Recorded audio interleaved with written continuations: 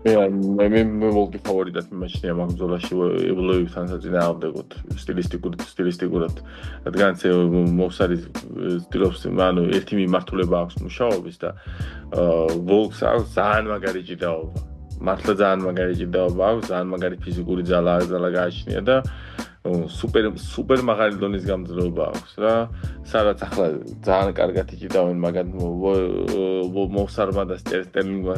სადაც თანაბრად იჭიდავენ მე ვიტყვი რომ ევლოი ვოლკს მასე ვერ ეჭიდავება და ყველა მოახლოება 5 რაუნდიან ბრძოლაში ძალიან დამაზიანებული არის რა მოვსარი ძალიან მაგარი მებრძოლია 3 რაუნდში შემითვალსაზრისით და 5 რაუნდში არ არის ფავორიტი რა 3 რაუნდიან ბრძოლაში რა თქმა უნდა ფავორიტი უნიშნავდი რადგანაც 1 რაუნდს უიჭველი მოიგებს და იქაც სადღაც კიდე რაღაც ნახევარ რაუნდში შეიძლება გაწუროს 2-1 შეიძლება წამოიღოს მაგრამ 5 რაუნდიან ბრძოლაში სადაც დემეიჯს და ფუტვორკს და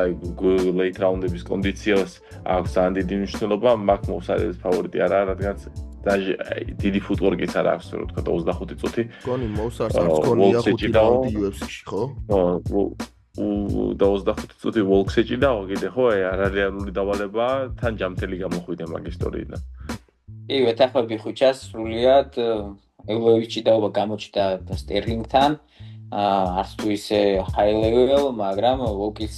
ჭიდაობის სკილები გამოჩნდა მახაჩევთან პირველ ბრძოლაში ეს სხვათა შორის ძალიან საინტერესო ბრძოლა იქნება და გემრიელად ჩაუჯდება კაცი მე მაშინ ლეონ მერხი არავინ არ ჩამოწერა მოვსარს აქვს 5 რაუნდი ეს უიჭველი 5 რაუნდიანი ტესტი იქნება მოვსარისთვის ეს 5 რაუნდიანი ტესტი უნდა იყოს ლეონ მერხისთან და ლეონ